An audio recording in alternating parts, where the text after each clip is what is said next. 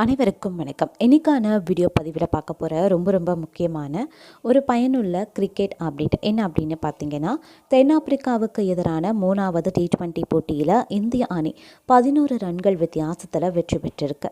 இதன் மூலமாக 4 போட்டிகள் கொண்ட இந்த தொடரில் இந்திய அணி 2-1 அப்படிங்கிற கணக்கில் வெற்றி பெற்றிருக்காங்க அப்படின்னு கூட சொல்லலாம்.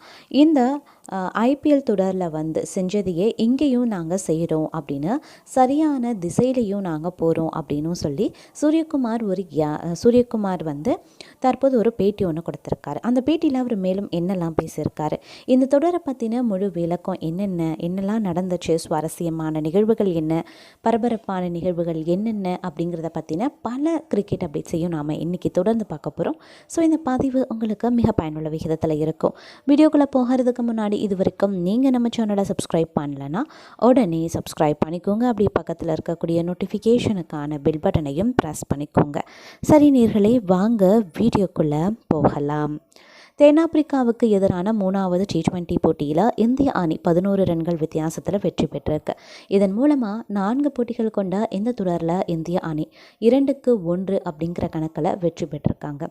வெற்றிக்கு பிறகு பேசிய இந்திய அணி கேப்டன் சூரியகுமார் யாதவ், இந்த போட்டியில் முடிவு மகிழ்ச்சி கொடுக்கிறது அப்படின்னு சொல்லியிருக்காரு. பயமின்றி விளையாடுங்க அப்படிங்கிறத தான் நாங்கள் திரும்ப அணியுடைய ஆலோசனை கூட்டத்தில் சொல்கிறோம்.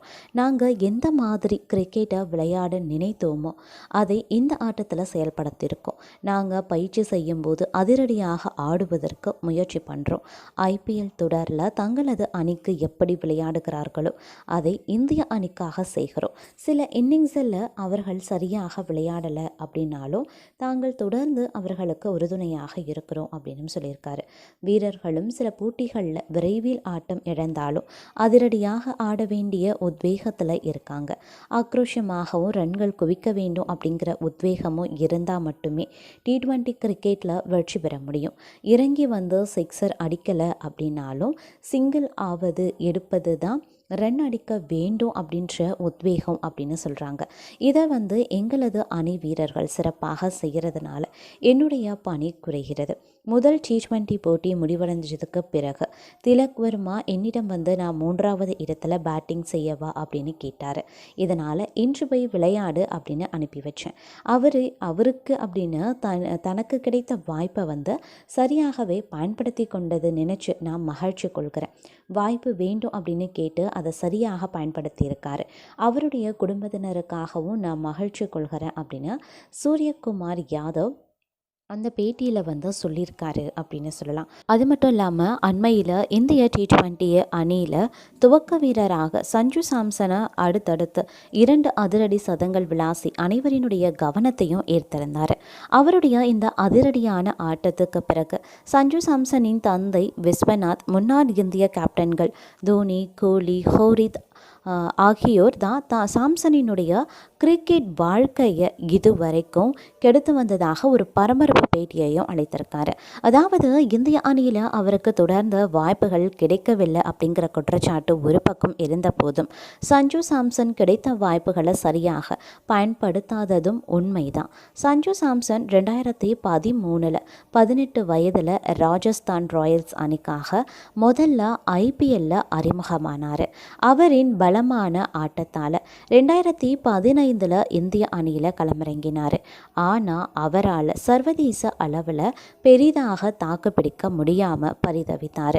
இடையில் IPL கூட அவர் பெரிதாக சோபிக்கலை அப்படின்னு தான் சொல்லணும்.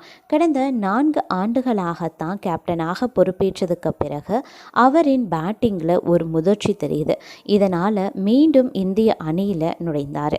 ஆனால் ஏற்கனவே இந்திய அணியில் பல இளம் வீரர்கள் அணியில் நுழைய வரிசையில் நிற்க சாம்சனுக்கு தொடர்ச்சியாக வாய்ப்புகள் கிடைக்கல. புதிய கேப்டன் சூரியகுமார் யாதவ் தலைமையேற்றதுக்கு பிறகு சாம்சனை துவக்க வீரராக முன்னேற்றி என்ன ஆனாலும் தொடர்ந்து அணியில் இருப்பார் அப்படின்னும் அவங்க தெரிவித்திருப்பார் அப்படின்னு நம்பிக்கையும் அளித்திருந்தாங்க. அதன் பயனாக வங்கதேசம், தென்னாப்பிரிக்கா ஆகிய 2 அணிகளுக்கு எதிராக அடுத்தடுத்த சதங்கள் விளாசி இருக்காரு. அவரின் கெரியரில் இது மிகப்பெரிய திருப்பம். ஆனால் ஆனால் இதற்கு அடுத்த 2 போட்டிகளில் 2 டக் அவுட்டுடன் மீண்டும் சொதப்பிட்டார். பல்வேறு வாய்ப்புகளை சாம்சன் வீணாக்கியதை எல்லாம் துளியும் நினைத்து பார்க்காம தன்னுடைய மகனின் கிரிக்கெட் கரியரை நாசமாக்கியதாக தோனி, கோலி, ரோஹித் ஆகியோரை குற்றம் சாட்டியிருந்தார் சாம்சனினுடைய தந்தை விஸ்வநாத். அவர் ஆவேசத்துடன் பேசியது என்னன்னா, என்னுடைய மகன் சஞ்சு சாம்சனினுடைய 10 வருட கிரிக்கெட் வாழ்க்கையை அடித்தவர்கள் பட்டியலில் 3-4 நபர்கள் இருக்காங்க. அவர்கள் முன்னாள் கேப்டன்களாக இருந்த தோனி, கோலி, ரோஹித் மற்றும் கோச் டிராவிட். அவர்கள் எந்த அளவுக்கு அடித்தார்களோ அந்த அளவுக்கு சாம்சன் மீண்டும் முளைத்திருக்காரு. மேலும் நடப்பு இந்தியா டெஸ்ட் அணியில் அதிரடி வீரர் கோட்டாவில் சாம்சன் ஆட வேண்டும் அப்படின்னும் அவர் கேட்டுக்கொண்டிருக்கிறதாகவும் தற்போது ஒரு தகவல் வெளியாகிருக்குங்க. அது மட்டும் இல்லாமல் சாம்பியன்ஸ் டிராஃபியை பாகிஸ்தான் நடத்துகிறத ஐசிசி வீடியோ வெளியிட்டு உறுதியும் செய்திருக்காங்க. மேலும் இந்தியா ஆஸ்திரேலியா அணிகள் மோதக்கூடிய முதல் டெஸ்ட் போட்டி வரக்கூடிய 22ஆம் தேதி பெர்த் நகரில் தொடங்குது. 5 போட்டிகள் கொண்ட இந்த டெஸ்ட் தொடரில் இந்திய அணி 4-0 அப்படின்ற கணக்கில் வெற்றி பெற்றால் மட்டுமே உலக டெஸ்ட் சாம்பியன்ஷிப் இறுதிப் போட்டிக்கு நேரடியாக தகுதி பெற முடியும். இந்த நிலையில் கம்பீர் பயிற்சியாளராக வந்ததுக்கு பிறகு இந்திய அணி மோசமாக செயல்படுவதாக விமர்சனங்களும் எழுந்திருக்கு. குறிப்பாக சொந்த மண்ணில் இந்திய அணி நியூசிலாந்துக்கு எதிராக 3-0 அப்படின்ற கணக்கில் ஒயிட் வாஷ் ஆகி தோல்வியை தழுவியிருந்தாங்க. இந்த நிலையில் இந்திய அணியில் ரோஹித் சர்மா மற்றும் பயிற்சியாளர் கம்பீருடன் விராட் கோலி மோதல் போக்கு கடைபிடித்து வருவதாக முன்னாள் ஆஸ்திரேலிய கிரிக்கெட் வீரர் பிராண்டன் ஜூனியர் கருத்து தெரிவித்திருக்கார். ஆஸ்திரேலிய அணிக்காக பிராண்டன் ஜூனியர் 7 டெஸ்ட் போட்டி மற்றும் 25 ஒருநாள் போட்டிகளில் விளையாடியிருக்கார். இந்த தொடர் குறித்து கருத்து தெரிவித்திருக்க அவர், டெஸ்ட் போட்டிகளில் இந்திய அணியை 4 நாட்களுக்குள் ஆஸ்திரேலியா முடித்துவிடும். இந்திய அணியில் கவலைப்பட வேண்டிய விஷயங்கள் நிறையவே இருக்கு. ரோஹித் சர்மா முதல் டெஸ்ட்டில் விளையாட மாட்டார் அப்படிங்கிற அறிவிப்பு வெளியாகியும் இருக்கு. அதனால் முதல் போட்டியில் பும்ரா தான் கேப்டனாக இருக்க போகிறார். இது பும்ராவுக்கு மிகப்பெரிய அழுத்தத்தை ஏற்படுத்தும். பும்ரா ஒரு சிறந்த பவுலர் அப்படிங்கிறதுல எந்த சந்தேகமும் கிடையாது. ஆனால் திடீரென்று நீங்கள் தான் அணியின் கேப்டன் என்று சொல்லி பெரிய பொறுப்பு கொடுத்தா அது நிச்சயம் அழுத்தத்தை கொடுக்கும். குறிப்பாக விராட் கோலி தற்போது சிறந்த ஃபார்மில் இல்லை. நியூசிலாந்துக்கு எதிரான தொடரில் அவர் ஆட்டம் இழந்த முறையை பார்க்கும்போது நம்பவே முடியலை. கேப்டன் மற்றும் பயிற்சியாளருடன் விராட் கோலி ஒற்று போகவில்லையோ அப்படின்னு தோன்றுது. எனினும் விராட் கோலி தனியாளாக நிலைமையை மாற்றக்கூடிய வீரராகவே இருக்கார். ஆனால் முதல் டெஸ்ட் போட்டியில் மட்டும் அவர் ஃபார்முக்கு திரும்பவில்லை அப்படின்னா அங்கேயே தொடர் முடிந்துவிடும். சுழற்பந்து வீச்சாளருக்கு எதிராக விராட் கோலி தடுமாறுவதை பார்க்கும்போது வேகப்பந்து வீச்சுக்கு சாதகமான மைதானத்தில் விளையாட அவர் விரும்புவார் அப்படின்னு நினைக்கிறேன். ஆனால் ஆஸ்திரேலியாவில் நாதன் லயான் இருக்கார். அவரும் அற்புதமாக பந்து வீசக்கூடியவர். அதனால் விராட் கோலிக்கு எங்கும் சிக்கல் இருக்குது. ஆஸ்திரேலிய அணியை பொறுத்த வரைக்கும் ஹேசல்வுட்டுக்கு இந்த தொடர் மிக சிறப்பானதாகவே இருக்கும்.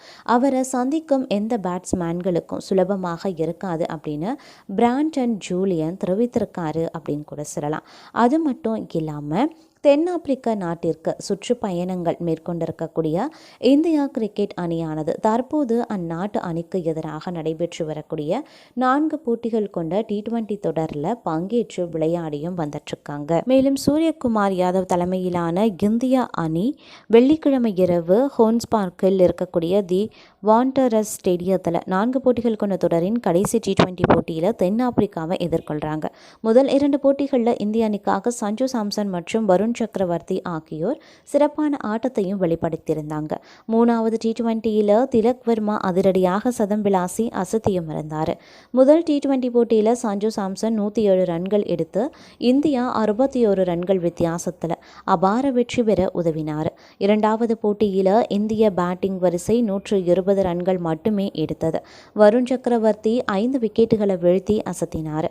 3வது T20 மேட்சில் திலக் வர்மா 107 ரன்களை விளாசினார். வீசினார். இருப்பினும் இரண்டாவது மேட்ச்சில் தென்னாப்பிரிக்கா வென்றிருந்தாங்க. தற்போது 2-1 அப்படின்ற நிலையில் இந்தியா முன்னிலை வகிக்கிறது. கடைசி T20 போட்டியில் இரு அணிகளுமே எவ்வாறு செயல்படுறாங்க அப்படிங்கிறதுல அனைத்து கண்களும் இருக்குது அப்படின்னு சொல்லலாம். இந்தியா ஜெயித்தால் தொடரை 3-1 அப்படின்ற கணக்கில் கைப்பற்றும். அதே நேரம் தென்னாப்பிரிக்கா ஜெயித்தால் தொடர் 2-2 என சமமாகும். சூரியகுமார் யாதவ் கேப்டனாகவும் அபிஷேக் சர்மா, சஞ்சு சாம்சன், ரிங்கு சிங், திலக் வர்மா, ஜிதேஷ் சர்மா, ஹார்திக் பாண்டியா, அக்ஷர் பட்டேல், ரமன்தீப் சிங், வருண் சக்கரவர்த்தி, ரவி பிஷ்ணோய், அர்ஷர்தீப் சிங், விஜயகுமார், வைஷாக், ஆவேஷ் கான், யாஷ் தயால் ஆகியோரும் இருக்காங்க இந்த அணியில்.